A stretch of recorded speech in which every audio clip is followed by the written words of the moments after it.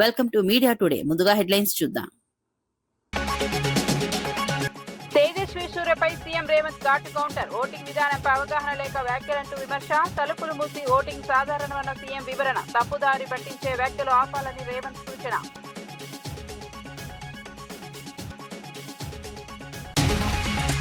మహిళా బిల్లుపై కాంగ్రెస్ వైఖరిని ప్రశ్నించిన చంద్రబాబు. కాంగ్రెస్ మద్దతు ఉంటే బిల్లు ఆమోదమయ్యేదన్న సీఎం. పలుమార్లు బిల్లు తెచ్చిన ఆమోదం కాలేదన్న వ్యాఖ్య. మహిళా హక్కుల్లో నిజాయితీ అవసరమన్న చంద్రబాబు.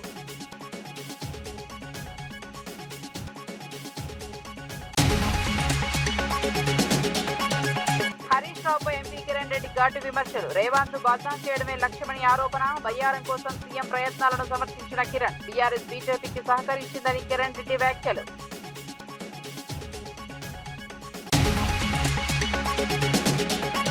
కాంగ్రెస్ ప్రభుత్వంపై సబితా ఇందారెడ్డి తీవ్ర విమర్శలు. రైతులు విద్యార్థుల సమస్యలు పట్టించుకోవడం లేదన్న ఆరోపణ. విషాహారం ఘటనలపై స్పందన లేకపోవడంపై ఆగ్రహం. ప్రభుత్వం వెంటనే చర్యలు తీసుకోవాలన్న డిమాండ్.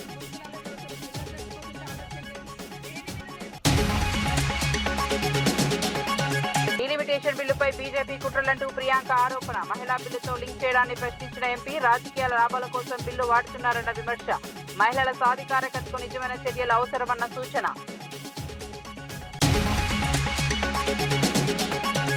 బీజేపీ ఎంపీ తేజస్వి సూర్య వ్యాఖ్యలపై సీఎం రేవంత్ రెడ్డి తీవ్రంగా స్పందించారు. రాష్ట్ర విభజనపై గతంలో ప్రధాని మోదీ చేసిన వ్యాఖ్యలను గుర్తు చేశారు.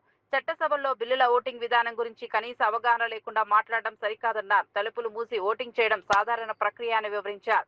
తేజస్వి సూర్యకి ఈ విషయంపై అవగాహన కల్పించాల్సిన అవసరం ఉందన్నారు. రాజకీయంగా అర్థం లేని వ్యాఖ్యలు చేయడం తగదని విమర్శించారు. ప్రజలను తప్పుదారి పట్టించే ప్రయత్నాలను ఖండించారు. ఏంటంటే చట్టసభలలో ఇన్ని రోజుల నుంచి ఉన్నారు. తేజస్వి సూర్య సెకండ్ టైం ఎంపీ అనుకుంటా.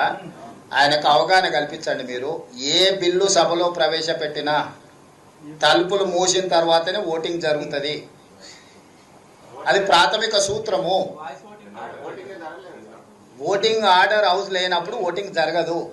బుర్రున్నవాడు ఎవడైనా హౌస్ని ఆర్డర్లో పెట్టాలి. ఓటింగ్ అడగాల్సినోడు లగడపాటి రాజగోపాల్ లాంటి వాళ్ళు పోడియంలోకి పోతే ఏం జరుగుతుందో అదే జరిగింది. సో అట్లాంటి వాళ్ళు పేపర్ స్ప్రేలు తీసుకొచ్చి కొట్టిన తర్వాత ఓటింగ్ ఎందుకు జరుగుతాయి? ఇంతటి అరాచకం ఎప్పుడైనా చూసిండ్రా? అరాచకానికి తగ్గట్టు రోగానికి తగ్గ మందు ఇస్తారు. ఎప్పుడైనా రోగం ఎట్లుంటే మందు అట్లుంటది. బీజేపీ ఎంపీ తేజస్వి సూర్య వ్యాఖ్యలను మాజీ మంత్రి హరీష్ రావు తీవ్రంగా ఖండించారు. తెలంగాణ విభజనను భారత్ పాకిస్తాన్ విభజనతో పోల్చడం అవమానకరమని అన్నారు. తెలంగాణ పోరాటాన్ని తక్కువ చేసి చూపుతున్నాయని పేర్కొన్నారు. కిషన్ రెడ్డి ఆయనను సమర్థించడం సరైంది కాదని విమర్శించారు. తెలంగాణ ప్రజల భావాలను గౌరవించాల్సిన బాధ్యత ఉందన్నారు. బీఆర్ఎస్ ఎంపీలు ఉంటే సభలోనే సమాధానం ఇచ్చేవారని తెలిపారు. తెలంగాణ గౌరవాన్ని కాపాడాలని పిలుపునిచ్చారు.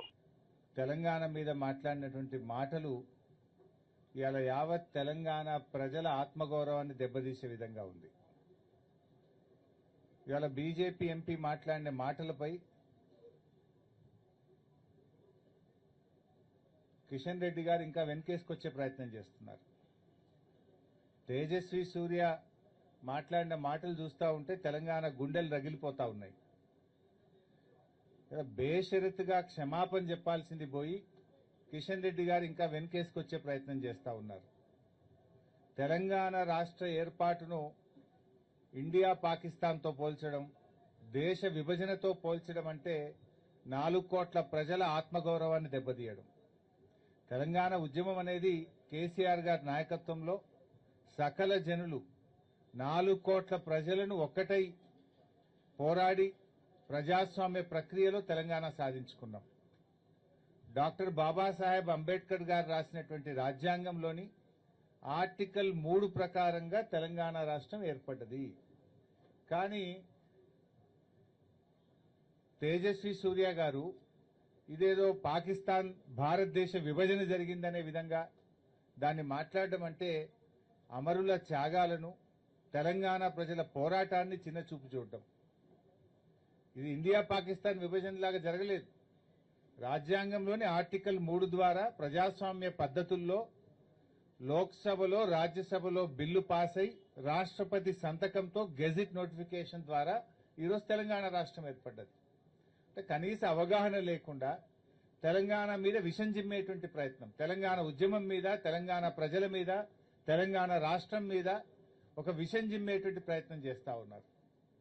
ఒక ఎంపీ తప్పు మాట్లాడితే వెంటనే ఆ పార్టీ నాయకత్వం కానీ రాష్ట్ర నాయకత్వం కానీ నువ్వు తప్పు మాట్లాడినావని బేషరతుగా క్షమాపణ చెప్పించాలి.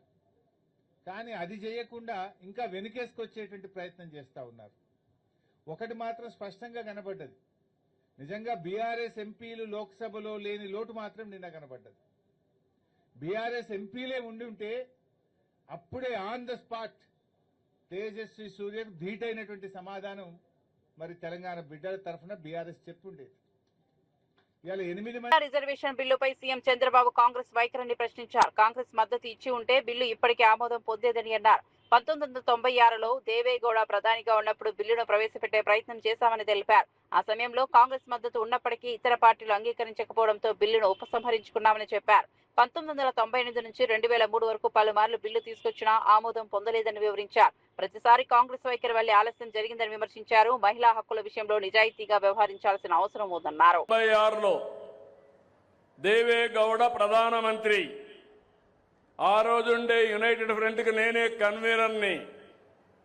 ఆ రోజు బిల్లు ప్రవేశపెట్టాలని ప్రయత్నం చేశాం. అప్పుడు కాంగ్రెస్ సపోర్ట్ చేసింది, వాళ్ళు ఒప్పుకోలేదు. అక్కడి నుంచి విత్డ్రా చేసుకునే పరిస్థితికి వచ్చాం. ఆ తర్వాత ప్రధానమంత్రిగా వాజ్పేయి గారు వచ్చారు. 1998, 99, 2002, 2003 4 సార్లు బిల్లు తీసుకొచ్చారు. రాజ్యాంగ సవరణ అవసరం, 2/3 మెజారిటీ కావాలి. ప్రతిసారి బిల్లు పాస్ చేయకుండా కాంగ్రెస్ పార్టీ చేశారు.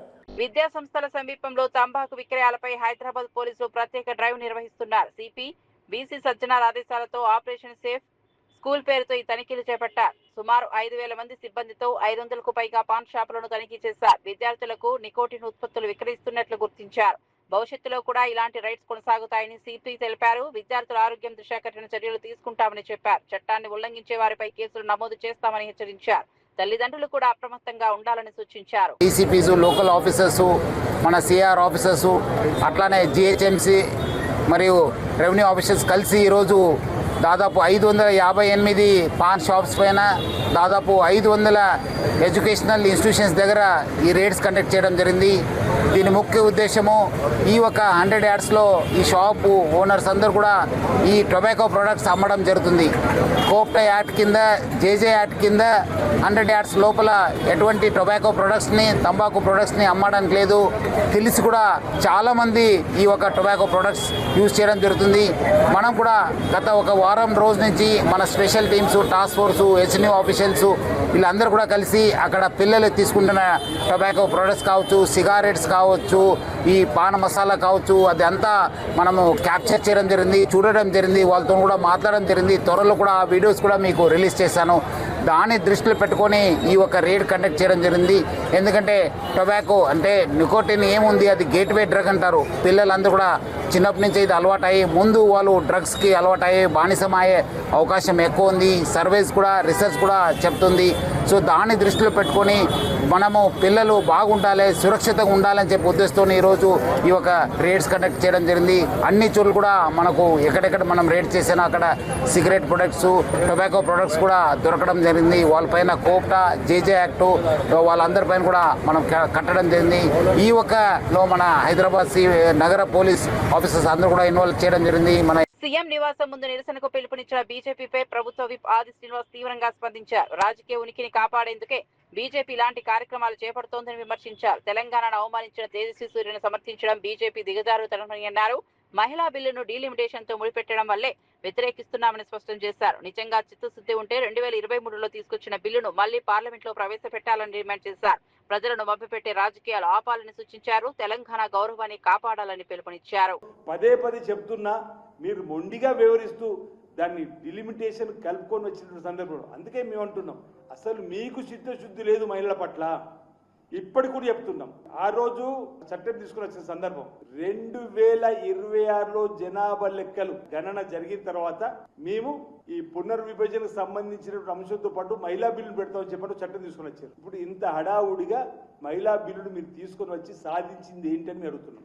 నిజంగా మీకు మహిళల పట్ల చిత్తశుద్ధి ఉంటే భారతీయ జనతా పార్టీకి సంబంధించినటువంటి ఈ రాష్ట్రంలో కిషన్ రెడ్డి గారికి, బండి సంజయ్ గారికి, దేశంలో మోడీ గారికి, అమిత్ షా గారికి నిజంగానే ప్రేమ, చిత్తశుద్ధి, మహిళలకు 33% చట్టసభలు తీసుకోవాలని చెప్పిన చిత్తశుద్ధి ఉంటే 2023లో పాస్ అయిన బిల్లును మళ్ళీ లోక్సభలో పెట్టి మీరు ఆమోదం పొందింపజేసి ఈ 2029 ఎన్నికల్లో మీరు ముందుకు పోయినా పర్వాలేదు, దానికి కాంగ్రెస్ పార్టీ మద్దతు ఇస్తుంది. లేదు 2026 ఇప్పుడు ఆల్రెడీ జనగణన జరుగుతుంది, దాంతోపాటు ఓబీసీ జనగణన జరపండి, ఎస్సీ ఎస్టీ ఓబీసీలకు సంబంధించి మహిళలు అందరూ కలిపి 2028లో చట్టం తీసుకొచ్చి 2029లో మీరు ఎన్నికలకు పోండి. మేము దానికే వ్యతిరేకం కాదు. ఈరోజు దక్షిణ రాష్ట్రాలకు, ఈశాన్య రాష్ట్రాలకు మీరు అన్యాయం చేస్తూ ముందుకు పోవాలని చెప్పిన చేసే ప్రయత్నాన్ని ఈరోజు మేము ప్రజల పక్షాన ప్రజాస్వామ్య పంతాలో ఆ బిల్లును అడ్డుకునేటువంటి ఆపేటువంటి ప్రయత్నం చేయడం జరిగింది తప్ప ఎక్కడా కూడా మేము మహిళా బిల్లుకు వ్యతిరేకం కాదనమాట సందర్భం చెప్తూ. నిజంగానే ఇక్కడ ఇంకొక పాయింట్ ఉంటుంది, మీ ద్వారా నేను అడుగుతా ఉన్నాను. 2026లో జనాభా లెక్కల తర్వాతనే మేము ముందుకు పోతామన్నటువంటి చట్టం చేసినటువంటి మీరు ఇప్పుడు హడావుడిగా 2011 జనాభా లెక్కల ప్రకారం ఎందుకు పోవాల్సి వస్తుంది? ఒకవేళ అదేవిధంగా మీరు ముందుకు పోవాలనుకుంటే 2023లో మహిళా బిల్లు పాస్ అయిన వేళ 2024 ఎన్నికలప్పుడు ఇదే 543 పార్లమెంటు స్థానాలకు 33% రిజర్వేషన్ పోతే 181 మంది మహిళా తల్లులు ఈ సభ. డీలిమినేషన్ బిల్లుపై బీజేపీ కుట్ర జరుగుతోందని ఎంపీ ప్రియాంక గాంధీ ఆరోపించారు. మహిళా రిజర్వేషన్ బిల్లుతో దీనిని అనుసంధానం చేయడాన్ని ప్రశ్నించారు. బిల్లు ఎందుకు ఆమోదం పొందలేదో ప్రజలకు తెలుసని అన్నారు. ఎన్డీఏలో జరిగిన పరిణామాలను ప్రజలు గమనిస్తున్నారని పేర్కొన్నారు. మహిళల హక్కుల విషయంలో కాంగ్రెస్ కట్టుబడి ఉందని స్పష్టం చేశారు. రాజకీయ లాభాల కోసం బిల్లును ఉపయోగించుకుంటున్నారని విమర్శించారు. ప్రజలను తప్పుదారి పట్టించే ప్రయత్నాలను ఖండించారు. మహిళల సాధికారకతకు నిజమైన చర్యలు అవసరమని తెలిపారు. हम सब थोड़ा चौंके हुए थे कि अचानक ये सत्र बुलाया जा रहा है, विधानसभा चल रहे हैं 2 प्रदेशों में, अभी अचानक बुलाया जा रहा है, बड़ी जल्दबाजी की जा रही है. किसी को मालूम नहीं था एक दिन पहले तक कि क्या आने वाला है, मसौदे में क्या होगा. मसौदा सार्वजनिक करते हैं सिर्फ एक दिन पहले ताकि हमें समय भी नहीं मिलता. तो हम सब सोच रहे थे कि ये सब क्या हो रहा है और क्यों हो रहा है. मेरे ख्याल से पूरी साजिश जो रची गई षड्यंत्र की तरह कि किसी न किसी तरह से हमें सत्ता में रहना है. अगर अभी नहीं किया जाएगा तो 2029 तक जो ये करना चाह रहे हैं परसीमन 2011 के जनगणना के आधार पर वो नहीं ख़त्म हो पाएगा. तो ये सब करने के लिए एक तरह से प्लान बनाने के लिए कि परमानेंटली हम सत्ता में कैसे रह सकते हैं और कैसे करें.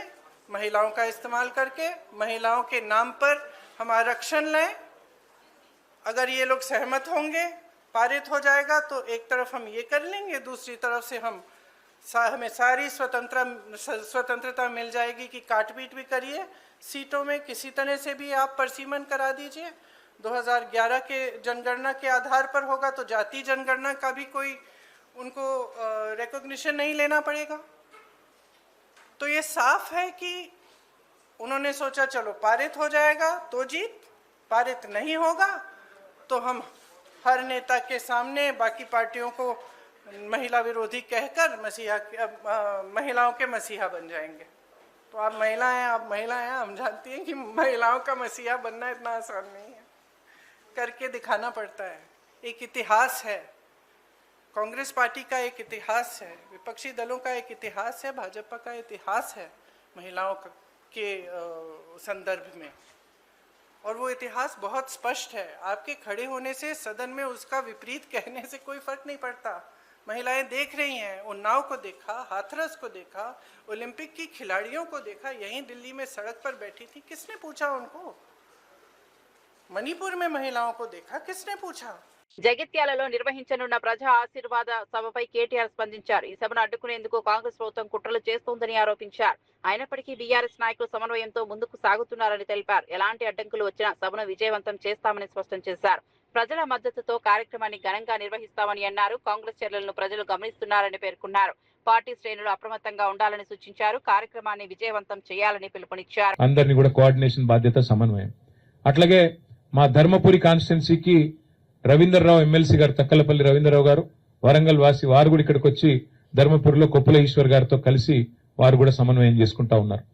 అట్లాగే మా చొప్పదండి నియోజకవర్గంలో మాజీ శాసనసభ్యులు పెద్ద సుదర్శన్ రెడ్డి గారు వారు మా రవిశంకర్ గారితో సమన్వయం చేసుకుని అక్కడి నుంచి వారు జగిత్యాల జిల్లా పరిధిలో వారు ప్రయత్నం చేస్తా ఉన్నారు. కోరుట్లలో గౌరవనీయులు మాజీ మంత్రి మరి శ్రీ ప్రశాంత్ రెడ్డి గారు అక్కడ ఎమ్మెల్యే సంజయ్ గారితో అట్లాగే మా జిల్లా పార్టీ అధ్యక్షులు విద్యాసాగర్ రావు గారితో వారు సమన్వయం చేసుకుంటా ఉన్నారు. వేములవాడ అక్కడ మా పెద్దలు లక్ష్మీ నరసింహారావు గారితో మాజీ పార్లమెంట్ సభ్యులు తమ్ముడు బాల్కా సుమన్ గారు వారు అక్కడ బాధ్యత తీసుకున్నారు. ఈ రకంగా పార్టీ నాయకత్వం మొత్తం కూడా సమిష్టిగా పనిచేస్తున్నది. ప్రాంగణంలో ఇక్కడ బాలమల్లు గారు, శ్రీనివాసరెడ్డి గారు ఉన్నారు. సమిష్టిగా జీవన్ రెడ్డి గారి మరి చేరికను స్వాగతిస్తూ జగిత్యాల రైతాంగం గాని జగిత్యాల ప్రజానికం గాని బ్రహ్మాండంగా మరి కదిలి వచ్చే పరిస్థితి కనబడతా ఉన్నది. ఏర్పాట్లు కూడా బాగా ఘనంగా జరుగుతా ఉన్నాయి. ఎండల్ని కూడా దృష్టిలో పెట్టుకుని అన్ని ఏర్పాట్లు చేస్తా ఉన్నాం. దాదాపుగా ఒక 3 లక్షల మంచినీళ్ల బాటిల్ కూడా తెప్పిస్తా ఉన్నాం. ఒక 2 లక్షల మజ్జిగ ప్యాకెట్లు కూడా తెప్పిస్తా ఉన్నాం. ఇవన్నీ కూడా ఎందుకంటే సాయంకాలం సభ అయినప్పటికీ కూడా కేసీఆర్ గారు దాదాపుగా 5:30 గంటలకు ఇక్కడ చేరుకుంటారు. ఎండ చల్లబడ్డ తర్వాతనే సభ ప్రారంభమైతుంది. 5:30 గంటలకి కేసీఆర్ గారు ఇక్కడ చేరుకుంటారు. చేరుకున్న తర్వాత 5-5:30 మధ్యలో చేరుకుంటారు. ఆ తర్వాత సభ ఒక గంటంబావు సేపు సభ జరుగుతుంది. దయచేసి పాత్రికేయ మిత్రులతో కూడా నా ప్రార్థన, మొన్న మీకు కొంత అసౌకర్యమైంది, మమ్మల్ని మన్నించండి. ఒక సోదరుడికి కాలుకు ఫ్రాక్చర్ కూడా అయింది. అట్లాగే కొన్ని కెమెరా ట్రైపాడ్లు కూడా ఇరిగినాయని చెప్పారు. తప్పకుండా వారి నష్టాన్ని మేము భర్తీ చేస్తాము. ఆ సోదరుడికి సంబంధించి కూడా మా ఎమ్మెల్యే సంజయ్ గారు, మిగతా మిత్రులు కూడా హాస్పిటల్ కూడా వచ్చారు. ఈశ్వర్ గారు కూడా వచ్చారు, జీవన్ రెడ్డి గారు కూడా వచ్చారు. ఆ బాధ్యత అంతా కూడా మేమే తీసుకుంటాం. జగిత్యాలలో నిర్వహించనున్న సభపై మంత్రి అడ్లూరి లక్ష్మణ్ స్పందించారు. ఇది నిజంగా ప్రజాసభనా లేక జీవన్ రెడ్డి చేరిక కార్యక్రమా అని ప్రశ్నించారు. కాంగ్రెస్ లో 4 దశాబ్దాలు పనిచేసిన జీవన్ రెడ్డి పార్టీ మారగానే కొత్త వ్యాఖ్యలు చేయడం ఆశ్చర్యంగా ఉందన్నారు. నిజంగా మార్పు కావాలంటే గ్రామ స్థాయి ఎన్నికల్లో ఎందుకు గెలవలేదో చెప్పాలని నిలదీశారు. ప్రజలు అన్నింటినీ గమనిస్తున్నారని వ్యాఖ్యానించారు. రాజకీయ ప్రయోజనాల కోసం ఇలాంటి కార్యక్రమాలు నిర్వహిస్తున్నామని విమర్శించారు. ప్రజలే తుది నిర్ణయం తీసుకుంటారని అన్నారు. జీవన్ రెడ్డి గారు మాట్లాడితే ఒకటే మాట ఆయన మాట్లాడారు, రేవంత్ రెడ్డి గారు గద్దె తీస్తామంటారు. ప్రజలు మార్పు కోరుకుంటున్నా అంటారు. రేవంత్ రెడ్డి గారి యొక్క లిమిటెడ్ పార్టీయా కాంగ్రెస్ పార్టీ అంటారు. అలా బాధ అనిపిస్తుంది మాకు. ఎందుకంటే మేము పార్టీతో సన్నిహితంగా ఉన్నాం, కాంగ్రెస్ పార్టీ పాలనలో పనిచేస్తాం. కాంగ్రెస్ పార్టీ జెండా మీద నాలాంటి సామాన్య కార్యకర్తలు ఈరోజు నేను కండు వేసుకుని నిలబడ్డాను. రాష్ట్ర ఖజానా లూటీ చేసి కాళేశ్వరం భువనేశ్వరం అనేక అంశాల్లో కూడా ప్రజలు తిరస్కరించి మార్పు కోరుకుని ప్రభుత్వం వచ్చిన తర్వాత 2 సంవత్సరాలకే ఇంత కడుపున్న కుట్ర పెట్టుకుని మొత్తం విషయం కలుపుకుంటా మొత్తం రాష్ట్రంలో ఉన్నటువంటి టీఆర్ఎస్ నాయకత్వంతో వచ్చి యుద్ధాలు అడ్డ పెట్టుకొని ఇంత ఉక్రోషం ఎందుకు అంటున్నా, ఇంత ఎత ఎందుకు అంటున్నా. మాజీ మంత్రి సబితా ఇంద్రారెడ్డి కాంగ్రెస్ ప్రభుత్వంపై తీవ్ర విమర్శలు చేశారు. రైతులు, గురుకుల విద్యార్థుల సమస్యలను ప్రభుత్వం పట్టించుకోవడం లేదని ఆరోపించారు. విషాహారం వల్ల పిల్లలు మరణిస్తున్నా స్పందన లేదని అన్నారు. రైతుల ఆత్మహత్యలపై కూడా ప్రభుత్వం నిర్లక్ష్యం చూపుతోందని విమర్శించారు. ప్రజా సమస్యల కంటే రాజకీయాలకు ప్రాధాన్యత ఇస్తున్నారని తెలిపారు. బాధిత కుటుంబాలకు న్యాయం చేయాలని డిమాండ్ చేశారు. రాష్ట్రంలో పరిస్థితులు ఆందోళనకరంగా మారుతున్నాయని హెచ్చరించారు. ప్రభుత్వం వెంటనే చర్యలు తీసుకోవాలని కోరారు. వాళ్ళే కదా ఎస్సీ, ఎస్టీ, బీసీ, మైనారిటీ సంబంధించిన పిల్లలే కదా గురుకులాల్లో ఉంటారు. వాళ్ళు విషాహారం తిని చనిపోతుందంటే కనీసం స్పందన ఉండదు ప్రభుత్వానికి. ఇట్లా ఉంది, ఇట్లా చేసినాం, ఇట్లా మీద యాక్షన్ తీసుకున్నామని ఆలోచన లేదు. రైతులు చనిపోతున్నారంటే అయ్యా మీరు ధైర్యంగా ఉండండి అని చెప్పే ఆలోచన ఈ ప్రభుత్వానికి లేదు, బాధ్యత లేదు. యూరియా గురించి మాట్లాడుతున్నారు. పెద్ద ఆయన చెప్తున్నాడు ఆ యాప్ అని ఒకటి తీసుకొచ్చారు. యాప్ లో బుక్ చేసుకుంటేనంట నాగసానపల్లిలో ఉన్న రైతుకి కోసిగిలు వచ్చిందంట. అక్కడ షాప్ దగ్గర పోయి తెచ్చుకోవాలంట. మరి అక్కడ నుండి ఇక్కడ ట్రాన్స్పోర్టేషన్ ఎవరిస్తారు రైతుకి? ఇవన్నీ ఆలోచన లేని పనులు, ఏదో ఒకటి చేయాలని ఆలోచన. మరి కేసీఆర్ ఉన్నప్పుడు ఎందుకు యూరియా సమస్య, రైతులకి ఎరువుల సమస్య రాలేదు? అంటే చిత్తశుద్ధి ఉన్న నాయకుడు ఉన్నాడు కాబట్టి రైతులకి వర్షం పడక ముందే ఒక 2 నెలల ముందే ప్రణాళిక చేసుకున్నాడు కేసీఆర్ గారు. వర్షం పడుతుంది, ఇంక ఇత్తనాలు వేస్తుంటారు, ఎరువు ముందే రెడీ. రాష్ట్ర మహిళా కార్పొరేషన్ చైర్మన్ శోభారాణి బీజేపీపై తీవ్రంగా మండిపడ్డారు. మహిళలను పార్లమెంట్ సాక్షిగా అవమానించారని ఆరోపించారు. బీజేపీ ఆలోచనలు ఒకలా ఉండి అమలు మరోలా ఉందని విమర్శించారు. మహిళా రిజర్వేషన్ కోసం కొత్త బిల్లు అవసరం లేదని పేర్కొన్నారు. డీలిమిటేషన్ ను మహిళా బిల్లుతో ముడిపెట్టడం వెనుక రాజకీయ ఉద్దేశాలు ఉన్నాయని అన్నారు. మహిళల గౌరవాన్ని కాపాడాల్సిన బాధ్యత ప్రభుత్వంపై ఉందని స్పష్టం చేశారు. భారతదేశ మహిళలకు బీజేపీ క్షమాపణ చెప్పాలని డిమాండ్ చేశారు. మహిళా హక్కులను రాజకీయంగా ఉపయోగించడం తగదని హెచ్చరించారు. కాంగ్రెస్ పార్టీ భారతీయ జనతా పార్టీకి స్పష్టంగా అనేక మార్లు ఒక విషయం చెప్పడం జరిగింది. ఉమెన్ రిజర్వేషన్ బిల్ అనేది ఇవాళ కొత్తగా తీసుకురావాల్సిన అవసరం లేదు. మీకు చిత్తశుద్ధి ఉన్నట్టయితే ఏదైతే గతంలో కాంగ్రెస్ పార్టీ తీసుకొచ్చినటువంటి బిల్ ఏదైతే ఉందో 2096 2010లో తీసుకొచ్చినటువంటి బిల్ ఏదైతే ఉందో రాజ్యసభలో పూర్తిగా ఆమోదం పొందినటువంటి ఉమెన్ రిజర్వేషన్ బిల్లును ఇంప్లిమెంటేషన్ చేయడానికి చర్యలు తీసుకోండి అని చెప్పేసి కాంగ్రెస్ పార్టీ చెప్తా ఉన్నది. కాదు మేము ఈ భారతదేశంలో డీలిమిటేషన్ చేయాలి, డీలిమిటేషన్ చేసిన తర్వాతనే మహిళా బిల్లు తీసుకొస్తామని చెప్పేసి వీళ్ళు మాట్లాడుతూ ఉన్నారు. పోనీ అదన్నా చేసిరంటే నిన్న చూసినట్టయితే పార్లమెంట్లో వాళ్ళు ఎంత దొంగ మాటలు చెప్తున్నారంటే వాళ్ళు తీసుకొచ్చి పెట్టినటువంటి 3 బిల్లులలో స్పష్టంగా మనకు కనిపిస్తుందంటే ఎక్కడ కూడా మహిళా బిల్లు లేదు అక్కడ. ప్రభుత్వ వేముల వీరేశం బీజేపీపై తీవ్ర విమర్శలు చేశారు. డీలిమిటేషన్ బిల్లుతో దక్షిణాది రాష్ట్రాలకు అన్యాయం జరుగుతోందని అన్నారు. మహిళా రిజర్వేషన్ బిల్లుతో దీనిని అనుసంధానం చేయడం సరైంది కాదన్నారు. బీజేపీకి మహిళలపై నిజమైన చిత్తశుద్ధి లేదని ఆరోపించారు. ఈడీ కుటుంబం ఈ కుట్రలకు అడ్డుకుందని తెలిపారు. సీఎం రేవంత్ రెడ్డి కూడా అంశంపై స్పష్టంగా మాట్లాడారని చెప్పారు. మహిళల పేరుతో ఓట్ బ్యాంక్ రాజకీయాలు చేస్తున్నారని విమర్శించారు. ప్రజలు ఈ విషయాన్ని గుర్తించాలని పిలుపునిచ్చారు. మహిళల గౌరవాన్ని కాపాడాలని తన నాయకత్వ ప్రతిమను మరొకసారి చాటి చెప్పిండని చెప్పేసి ఈ సందర్భంగా నేను గుర్తు చేస్తాను. మహిళా రిజర్వేషన్ బిల్లు మీద మీకు చిత్తశుద్ధి ఉంటే 2023లో తీసుకొచ్చినటువంటి మహిళా రిజర్వేషన్ బిల్లును యాజ్ ఇట్ ఈజ్గా అమలు చేయడానికి మీకు ఏమి ఇబ్బంది వచ్చింది? దానికి డీలిమిటేషన్కు లింకు కలపవలసినటువంటి అవసరం ఏమొచ్చింది? మీకు పార్లమెంటులో 2/3 లేదు అనేటువంటి మెజార్టీ లేదు అనేటువంటిది తెలిసినప్పటికి కూడా, పార్లమెంటులో ఈ బిల్లు పాస్ కాదనేటువంటిది మీకు అర్థమైనప్పటికి కూడా, పార్లమెంటులో దక్షిణాది రాష్ట్రాలకు సంబంధించి ఇండియా కూటమికి సంబంధించి ఆలోచించే ఏ రాజకీయ పార్టీ అయినా ఈ తప్పును ఆమోదించదామని తెలిసినప్పటికి కూడా మీరు ఎందుకు ఈ బిల్లు పెట్టిర్రు? ఈరోజు తమిళనాడు కానీ పశ్చిమ బెంగాల్ కానీ జరుగుతున్నటువంటి ఎన్నికల్లో లబ్ధి పొందటానికి, రాజకీయ ప్రయోజనం పొందటానికి ఈ బిల్లును బూచిగా చూపించడానికి పెట్టిరు తప్ప ఇది మీకు మహిళల మీద ఉన్న చిత్తశుద్ధో, మహిళల మీద ఉన్నటువంటి నిజాయితో, మహిళలకు చట్టసభలలో స్థానం కల్పించి వాళ్ళని గౌరవించాలనేటువంటి ఉద్దేశంతో మీరు పెట్టిండ్రు అనేటువంటిది ఈ రాష్ట్రంలో, ఈ దేశంలో ఉండేటువంటి ప్రజలు నమ్ముతలేరని చెప్పేసి ఈ సందర్భంగా స్పష్టం చేస్తాం.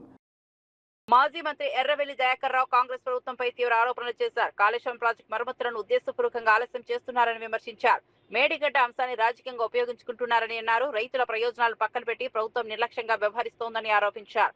గోదావరిలో నీటి కొరతతో రైతులు ఇబ్బందులు పడుతున్నారని పేర్కొన్నారు. ఇచ్చిన హామీలను అమలు చేయకుండా ప్రభుత్వం విఫలమైందని విమర్శించారు. ప్రజలను మోసం చేస్తున్నారని అన్నారు. త్వరలోనే ప్రజలు తగిన తీర్పు ఇస్తారని హెచ్చరించారు.